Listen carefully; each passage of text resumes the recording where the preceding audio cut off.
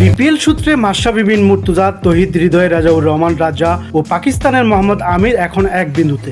তারা সবাই খেলছেন সিলেট স্ট্রাইকার্সের হয়ে। সতীর্থ হয় মাশরাফি ও অন্য দুজনকে কাছ থেকে দেখেছেন মোহাম্মদ আমির। তাদের নিয়ে আলাদা ভাবনা তৈরি হয়েছে পাকিস্তানি এই পেসারের। বুধবার 8 ফেব্রুয়ারি গণমাধ্যমের মুখোমুখি হয়ে এক এক করে সবই বললেন মোহাম্মদ আমির। একই দলে ও অধিনায়ক হিসাবে মাশরাফিকে পেয়েছেন মোহাম্মদ আমির, তাই তাকে নিয়ে আলাদা ভাবনা তৈরি হয়েছে তার। খুলনার বিপক্ষে ম্যাচ শেষে সাংবাদিকদের প্রশ্নে তাই আমির বলেন, তিনি কিংবদন্তি। একটি শব্দই বলা যায়, তিনি কিংবদন্তি।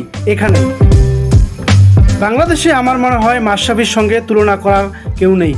বিপিএলটা দারুণ কাটছে উঠতি দুই তারকা তৌহিদ হৃদয় ও রাজার। 378 রান নিয়ে হৃদয় এখন পর্যন্ত টুর্নামেন্টের সর্বোচ্চ রান সংগ্রাহক। রাজা 8 ম্যাচে নিয়েছেন 13 উইকেট। তাদের দুর্দান্ত ফর্ম আর মাশরাফির অদ্বিতীয় নেতৃত্বে উঠছে সিলেট স্ট্রাইকার্স। দারুণ ফর্মে থাকা হৃদয় ও রাজাকে নিয়েও প্রশ্নের মুখোমুখি হতে হয় আমিরকে।